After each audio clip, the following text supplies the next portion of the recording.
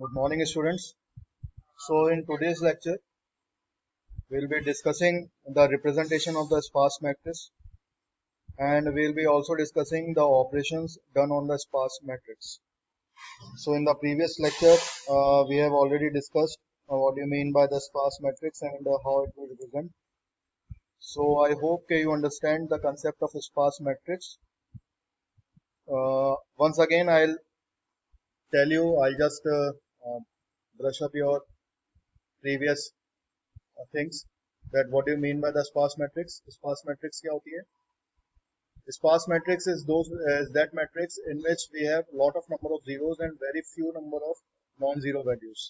ठीक है, तो let's suppose अगर मेरे पास 100 by 100 की मैट्रिक्स है तो वो 10,000 वैल्यूज की मैट्रिक्स हो जाती है, और अगर उसमें से मान लीजिए मेरे पास सिर्फ 20 to 50 elements he non zero values हैं, तो मेरे को उन सबको देखने के लिए पूरी की पूरी मैट्रिक्स को स्कैन करना पड़ेगा. So there are a lot of disadvantages in the sparse matrix. Number one is the storage. ठीक है, every element needs some memory to store that value. So there is a memory wastage problem. And secondly, the computation will be very slow because it has to scan each and every position, each and every location of the matrix. Fine. So that's why we use the sparse matrix. The sparse matrix क्या करता है? It will convert it into the another kind of matrix which contains the row and the column and the value. ठीक है, तो जो रो होती हैं वो रो ये बताती है किन किन रोज में वो नॉन जीरो वैल्यूज हैं, और कॉलम में कौन से कॉलम में नॉन जीरो वैल्यूज हैं, और वैल्यू एलिमेंट को बताती है. फाइन. तो in this way we can make sure we can we can implement the sparse matrix. Fine. So now we'll discuss the operations performed on the sparse matrix. Suppose we have two matrices perform operations such as addition, multiplication, and transpose of matrices in their sparse form itself.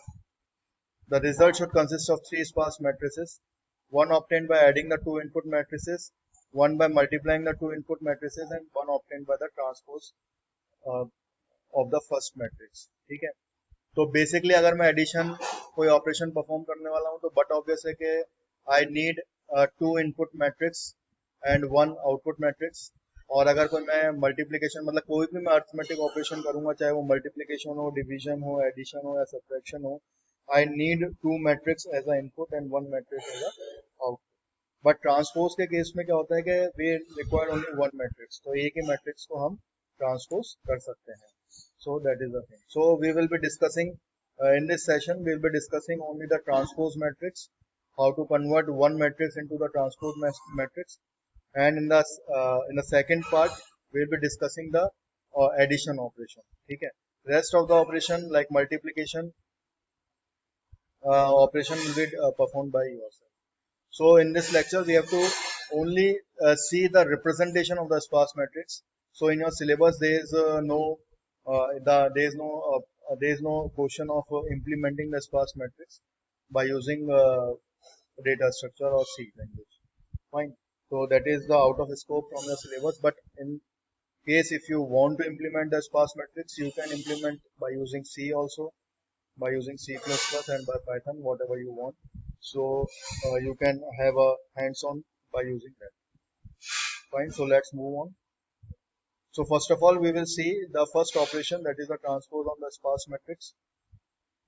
To transpose a matrix, we can simply change every column value to the row value and the vice versa. तो इसके अंदर क्या होता है कि जो रो values हो जाती हैं वो कॉलम वैल्यूज बन जाती हैं, और जो कॉलम वैल्यूज होती हैं वो रो वैल्यूज बन जाती हैं. However, in this case, the resultant matrix won't be sorted as we require. देखिए क्या होता है कि नॉर्मली क्या होता है कि कोई अगर मैट्रिक्स को मैं ट्रांसपोज करता हूं तो क्या होता है कि कॉलम तो बन जाता है रो और रो बन जाता है कॉलम. बट स्पार्स मैट्रिक्स के केस में क्या होता है कि ये तो होता ही है, रो कॉलम बन जाता है, कॉलम रो बन जाता है, ये तो होता ही है, प्लस वो सॉर्टेड भी होता है. ठीक है, अब सॉर्टेड का क्या मतलब है हम अभी देखेंगे जब हम एग्जांपल को देखेंगे. हेंस वी इनिशियली डिटरमाइन, ये इसमें जो ये पॉइंट है sorted is very important from the transpose point of view of the sparse matrix. Sparse matrix के अंदर सॉर्टेड भी होगी, कॉलम और रो और कॉलम तो चेंज होंगे, इसके साथ साथ वो सॉर्टेड भी होगी. Hence we initially determine the number of elements less than the current elements column being inserted in order to get the exact index of the resultant matrix where the current element should be placed. This is done by maintaining a array index whose ith value indicates the number of elements in the matrices less than the column I. So the transpose matrix is obtained by interchanging the rows and columns. In other ways, we can say that the element in the ijth position get puts into the jith position. ठीक है, तो अगर मैं मानूं कि रो मेरा जो है, अगर मैं उसको i से इम्प्लीमेंट रिप्रेजेंट करता हूं और कॉलम को मैं j से रिप्रेजेंट करता हूं, तो इसमें क्या होगा, जब मैं ट्रांसपोज करूंगा तो जो मेरी रो होगी वो तो बन जाएगी क्या, j, और जो मेरा कॉलम होगा वो क्या बन जाएगा, मेरा i.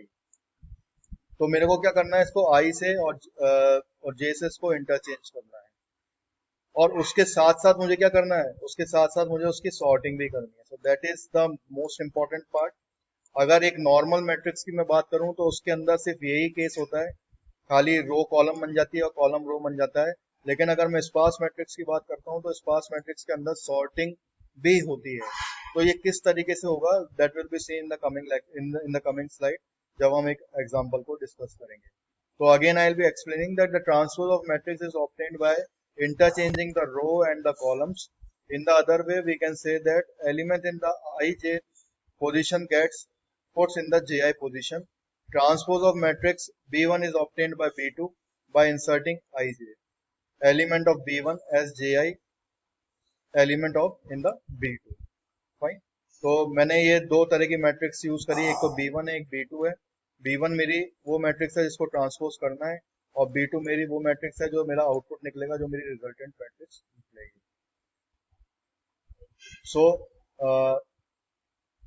This is the example. Fine. So here we can see that this is my input matrix and this is my output matrix. So now I have to transpose this matrix to this matrix. So this is my ith column, this is my jth column. तो मेरे को क्या करना है यहाँ पे, तो सबसे पहले तो मेरे को jth कॉलम बनना है और फिर उसके बाद ith कॉलम बनना है, और साथ में मुझे ये ध्यान रखना है कि वो सॉर्टेड हो. तो हमेशा ध्यान रखें कि जब भी, फिर मैं रिपीट कर रहा हूँ, जब भी हम स्पार्स मैट्रिक्स को यूज करेंगे, we have to interchange it but we have to sort it also. ठीक है, तो लेट्स सी. तो सबसे पहले मैं देखता हूँ कि सबसे छोटी मेरी मैट्रिक्स कौन सी बनेगी. तो मैं जब यहाँ पे देख रहा हूँ that we can see that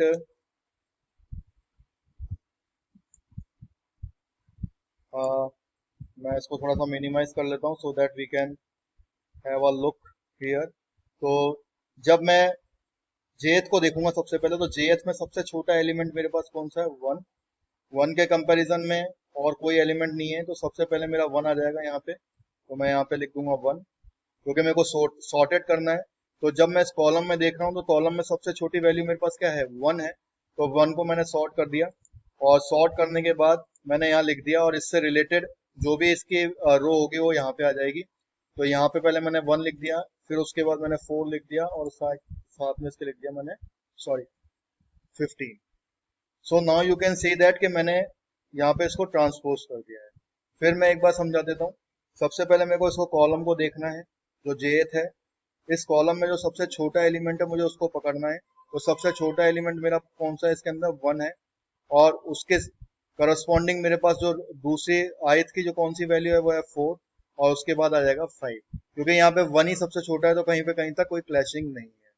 लेकिन अब मैं जब दूसरी वैल्यू देखूंगा तो दूसरा मेरा सेकंड हाईएस्ट है 2. लेकिन यहाँ पे मेरे पास 2 के साथ साथ दो रोज है, एक तो ये वाली है और एक ये वाली है. एक मेरे पास ये वाली है और एक मेरे पास ये वाली है. तो जब मैं इसको 2 को देख रहा हूं, तो जब दोनों सेम है तो मेरे को क्या देखना है, इसकी जो आयत कॉलम है उसको देखना है. तो इस आयत कॉलम में सबसे छोटा कौन है, यहाँ पे है 1 और यहाँ पे है 4. दैट मीन्स के सबसे पहले मैट्रिक्स में कौन सी चूज करूंगा, ये वाली मैट्रिक्स चूज करूंगा. तो यहाँ पे आ जाएगा 2, उसके बाद यहाँ आ जाएगा 1, और उसके बाद यहाँ आ जाएगा 10. Fine students, so I hope के यू अंडरस्टैंड दैट. फिर से मैं एक्सप्लेन कर देता हूँ. जब भी क्लैशिंग होगी तो मेरे को सेकेंड रो देखनी है, और जब ये भी सेम होगा तो मेरे को तीसरा वैल्यू देखनी है. ठीक है, और अगर तीनों वैल्यूज मेरी सेम है तो मैं कोई सी भी रो को पहले इंसर्ट कर सकता हूँ. तो यहाँ पे मैंने देख लिया टू दोनों सेम है, तो मैंने नेक्स्ट वैल्यू देखा तो यहाँ पे 1 है और यहाँ पे 1 है, यहाँ पे 4 है, तो मैंने 2 1 10 ले लिया। उसके बाद क्या आएगा, उसके बाद मेरे पास 3 है, 3 के साथ कोई क्लैशिंग नहीं है, तो मैं सीधे सीधे यहाँ लिख दूंगा 3, देन अगेन यहाँ पे 3, अगेन 5, फाइन। उसके बाद मेरे पास यहाँ पे क्या है, 4 है, ठीक है, तो 4 यहाँ पे आ जाएगा, 4, then sorry sorry sorry sorry, उसके बाद मेरे पास यहाँ पे पहले 2 वाली वैल्यू भी लेनी है, ठीक है, मैंने अभी 2 की वैल्यू नहीं ली है, तो सेकंड 2 वाली आ जाएगी, तो यहाँ पे आ जाएगा 2, यहाँ पे आ जाएगा 4 और यहाँ पे आ जाएगा 12। क्योंकि अभी मैंने फर्स्ट 2 लिया था, तो ये वाला 2 लिया था मैंने जो सॉर्टेड वे में सबसे पहले आएगा, उसके बाद मैंने दूसरा 2 वाला लिया है जो अब ये है, तो अब आ जाएगा 2 4 12, और उसके बाद अब मैं क्या लूंगा 3, और यहाँ पे फिर लूंगा मैं 3, और इसके बाद मैं लूंगा 5, फाइन। और उसके बाद लास्ट में मेरे पास कौन सी वैल्यू बची, 4 वाली, तो मैं यहाँ पे लूंगा 4, और यहाँ पे मैं लूंगा 1, और उसके बाद मैं लूंगा 12, fine. So in this way we can sorted the matrix. We can not so sorted, we can transpose the matrix by using this. ठीक है, तो इस तरीके से हम किसी भी एक मैट्रिक्स को ट्रांसपोज भी कर सकते हैं आराम से स्पार्स मैट्रिक्स को। तो स्पार्स मैट्रिक्स में हमें इंटरचेंज भी करना है और साथ साथ में उसको सॉर्ट भी करना है, fine. Now let's move on to the another operation. It is a add operation. तो ये add operation में we simply traverse through both the matrices element by element and insert the smaller element, one with the smaller row and the column value, into the resultant matrix. If we come across an element with the same row and the same column, we simply add their values and insert the added value into the resultant matrix. तो ये बिल्कुल simple है, इसके अंदर मेरे को क्या करना है, जो सबसे शॉर्ट वाला है उसको सबसे पहले लेना है।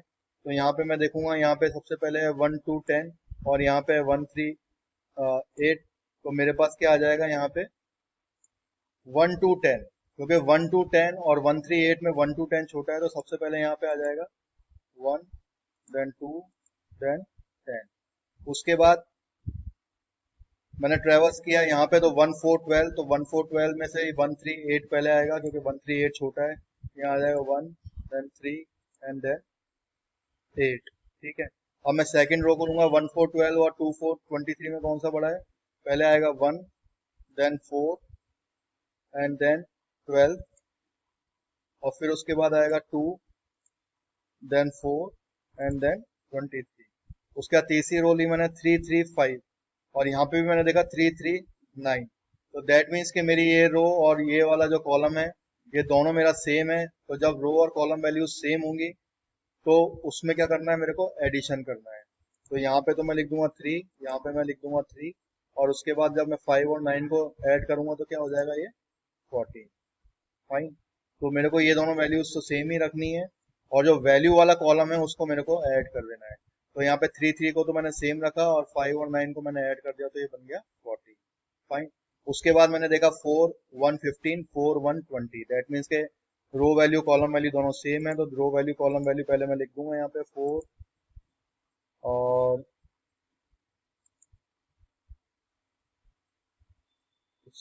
some kind of error,